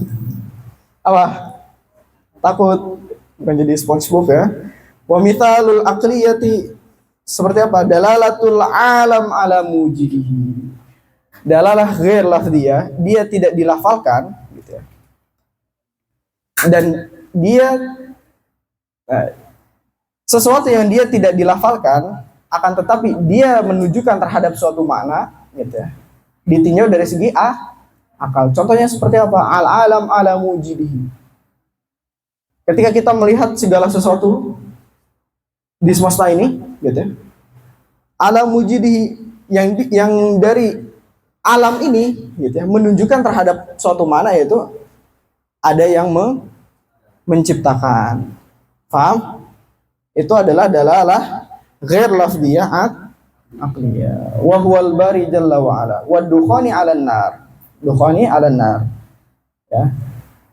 Wa mithalu dalalatil lafdzil wad'iyyati. Contohnya apa? Dalalah lafziyah dan wad'iyah. Contohnya dalalatul asad 'alal hayawan muftaris. Gitu ya, ditinjau dari segi apa? Dari segi wada'nya.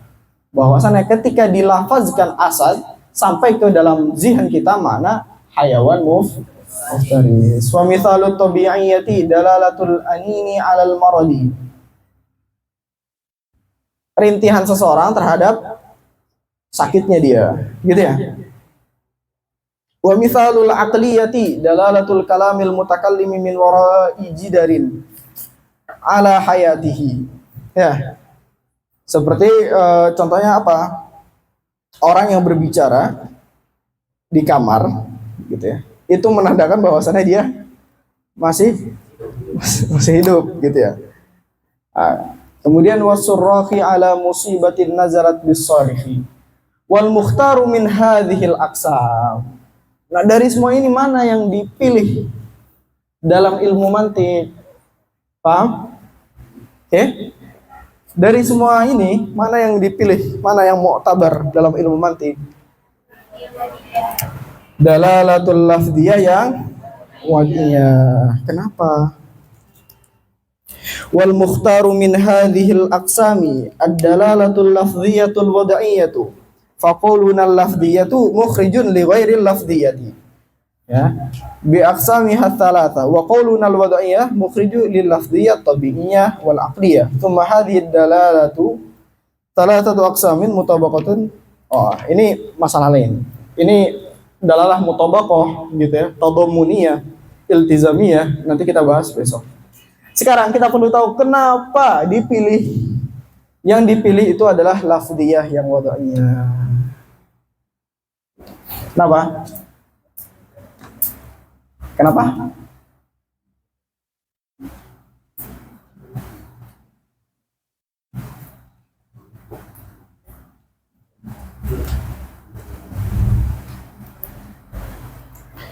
wal mukhtaru min hadhil aqsami ad-dalalatul lafziyatul wada'iyah. Kenapa? Kenapa? Lisuhulati takhottubi bihi. Lisuhulati takhottubi bihi. Ya, kira-kira ketika saya menginginkan atau menunjukkan terhadap suatu makna, itu lebih mudah menggunakan lafaz atau lebih mudah menggunakan isyarat? Hah? Lebih mudah menggunakan lafaz, maka dipilihlah lafaz. Yuridullahu bikumul yusra wala yuridu bikumul usra.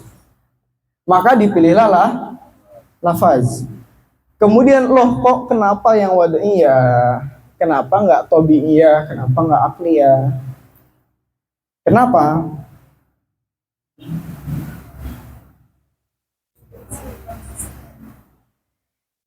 Karena yang mundobit itu adalah dalalah wad'iyah. Tabiat itu berubah-ubah gitu ya.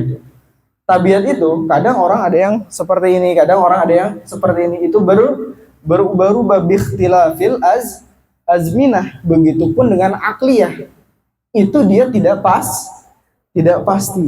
Maka karena ilmu mantik ini adalah ilmu yang pasti, maka terpilihlah dalalah lafziyah dan yang wad'iyah. Maka terkecualikan dalalah lafziyah yang tabi'iyah dan akliyah. Dalalah yang ghair lafziyah, wad'iyah, tabi'iyah dan akliyah.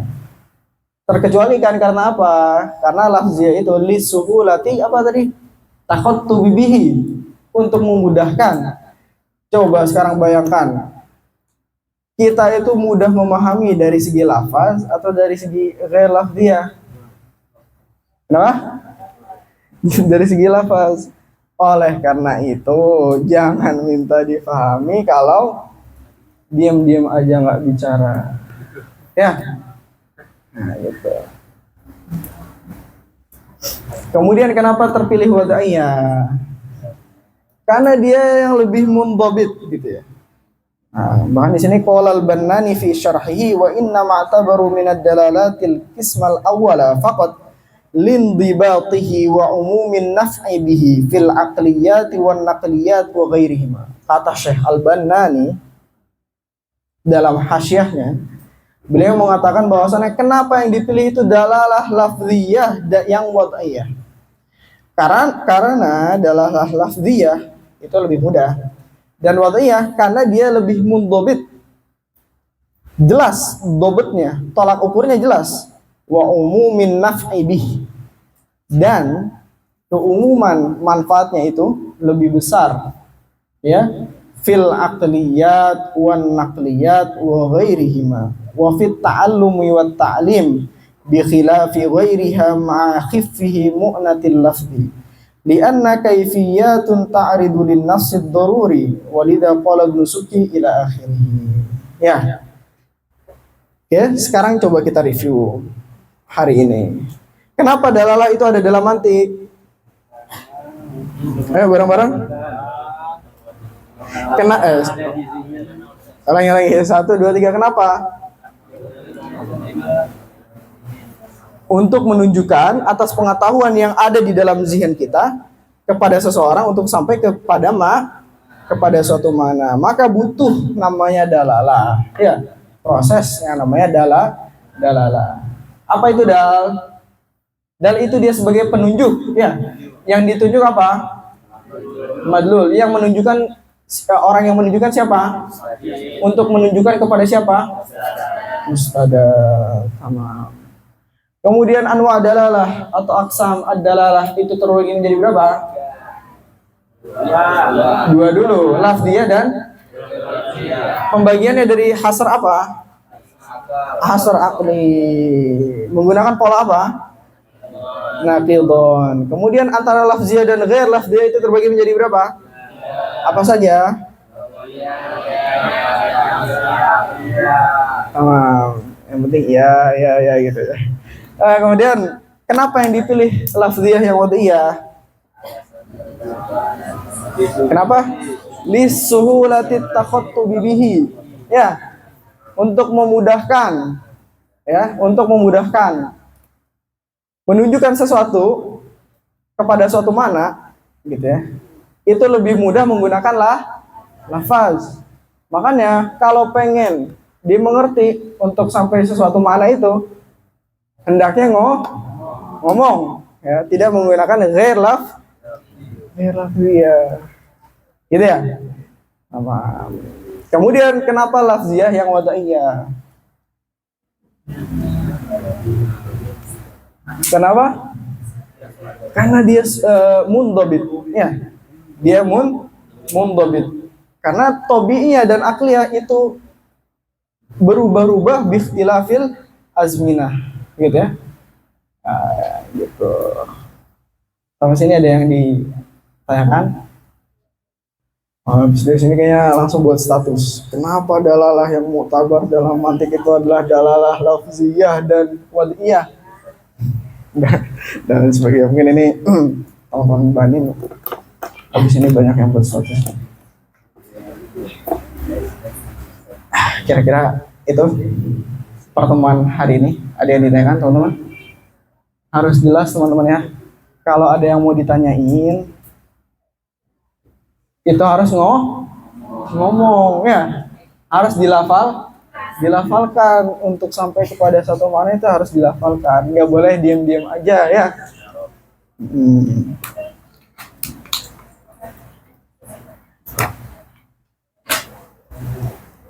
Gitu. Kemudian terakhir nih ada satu kaidah. Jadi ini untuk memicu semangat belajar kita aja, ini nggak masuk ke dalam pembahasan hari ini gitu ya. Cuman gimana teman-teman, siap? Sedikit doang sih. Siap nggak? Jadi kita belajar itu sebenarnya ada dalam satu seminar gitu ya. Syekh Usamah nanya, kalian kesini itu belajar itu untuk apa? Ada yang jawab, limtithali awamirillah, untuk menaati Allah Ta'ala, gitu ya. Karena menuntut ilmu apa? Hukumnya wajib. Kemudian ada yang menjawab, ittiba' lirrasul, mengikuti Rasul Sallallahu Alaihi Wasallam, untuk menghilangkan kebodohan, bizawalil jahl, untuk menghilangkan kebodohan dan lain sebagainya. Dan jawaban itu semua dianggap khutbah. Khutbah itu apa? Kamu sedang berkhutbah, gitu ya. Nah, terus jawaban benernya apa? Sebenarnya itu benar, cuman ada yang lebih dari itu. Itu tujuan kita belajar untuk apa?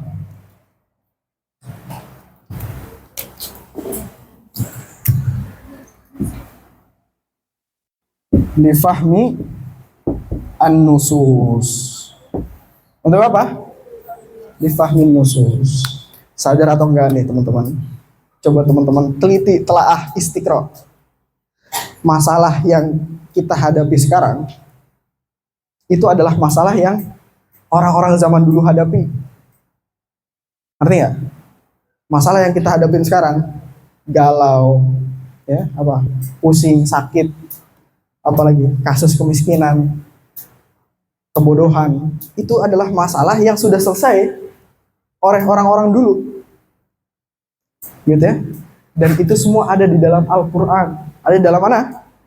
Dalam Al-Quran. Maka dari itu Al-Quran adalah sebagai pedoman hidup. Karena kasus permasalahan kita hari ini itu sebenarnya udah selesai. Zaman-zaman zaman gitu ya. Dulu itu udah selesai, gitu ya. Makanya sekarang kita hidup di sini gitu ya.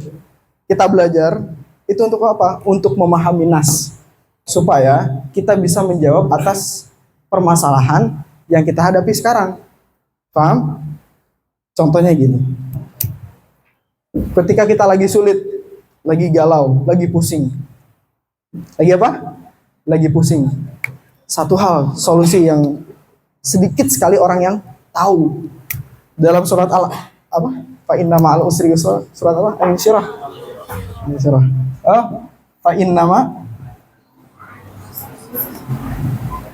Fa inna ma'al usri ya yusra. Ya. Wa inna ma'al usri yusra. Dan ada kaidah yang mengatakan bahwasannya i'adatul ma'rifah tufidul ainiyah. I'adatul ma'rifah apa? Tufidul ainiyah. Gitu ya. Sekali lagi, permasalahan yang kita sedang hadapi sekarang, sadar atau tidak, permasalahan itu udah selesai zaman-zaman dulu. Gitu ya. Cuman sekarang kita untuk mencari solusinya, itu semua ada di Al-Qur'an. Maka dari itu Al-Qur'an lah sebagai pedoman hidup. Sekarang kita contohkan, apa korelasinya tujuan kita belajar dengan memahami nusus? Gambarnya seperti ini. Kita lihat dalam Al-Qur'an apa?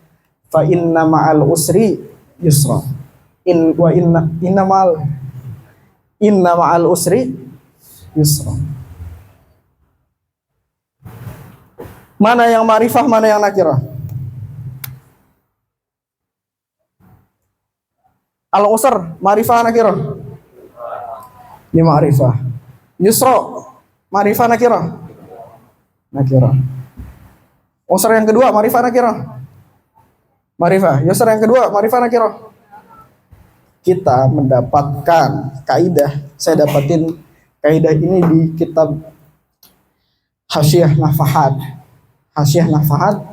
terhadap apa? Atas warakat. Atas. Di situ ada tulisan i'adatul ma'rifah tufidul ainiyah. Pengulangan sesuatu kata yang ma'rifah tufidul ainiyah. Dia dapat memberikan apa? Faidah. Ainiyah itu apa? Huwa. Faidahnya sama. Ngerti nggak? Ada dua kata yang dua-duanya ini adalah ma'rifah, bentuknya ma'rifah. Kita bisa curigai bahwasannya makna dari dua kata ini maknanya satu. Maknanya satu. Berbeda dengan nakiroh. Loh, kok ternyata ada pengulangan nakiroh, apakah maknanya akan sama? Itu tidak. Karena kaidahnya hanya berlaku pada i'adatul ma'rifah. Pengulangan terhadap kata yang ma'rifah itu dapat memberikan faidah ainiyah, maknanya satu. Tamam? Khilafan lin nakirah, berbeda dengan nakirah. Tujuan kita belajar untuk apa? Fahmin nusus. Untuk memahami nusus itu kita perlu namanya beberapa ilmu. Perlu ilmu mantik, perlu ilmu nahwu sorof dan lain sebagainya, gitu ya. Supaya ketika kita temui teks nas itu, kita bisa memaknai dengan makna sebenarnya, bukan hanya sekedar terjemah, gitu ya. Gitu ya. Sehingga dari kaidah ini yang hanya bisa kita dapat bukan dari terjemah Quran, bisa kita dapat dari komponen-komponen ilmu yang kita dapati, nahwu sorof, mantik dan lain sebagainya. Kita bisa memaknai fa inna ma'al usri yusra, inna ma'al usri yusra itu adalah apa? Allah itu menurunkan kepada kita masalahnya itu apa? Berarti al-usr sama al-usr yang pertama sama yang kedua maknanya berarti satu. Usernya maknanya berapa? Maknanya berarti berapa? Usernya yang nakirah dua. Setidaknya kita bisa mengetahui bahwasannya ketika Allah menurunkan masalah, ya, usernya itu cuma satu. Dan kita akan dapati bahwasannya kemudahannya itu lebih banyak daripada usernya. Usernya di sini kan dua, maknanya dua, beda dengan user yang pertama sama user yang kedua, maknanya satu. Ya, atas dasar apa? Kaidah i'adatul ma'rifah tufidul ainiyah. Jadi ketika kita dalam keadaan kesulitan, wah ya Allah nggak punya uang, ya Allah saya susah banget ngafal, susah banget memahami sesuatu, kita ingat ayat-ayat dan kaidah ini, bahwasannya Allah menurunkan kepada kita kesulitannya cuma satu. dan kita akan temui kemudahannya itu lebih banyak daripada kesulitan. Teman-teman, bayangkan ketika kita bisa menelaah kata per kata dalam Al-Quran itu, seberapa bahagianya kita, gitu ya, seberapa enjoynya hidup kita. Paham teman-teman? Jadi kita niat belajar salah satunya adalah apa? Untuk lifahmin nusus. Untuk sampai memahami nusus itu kita butuh terhadap fan ilmu tertentu ya, ilmu mantik salah satunya. Ada yang ditanyakan? Cukup ya? Cukup.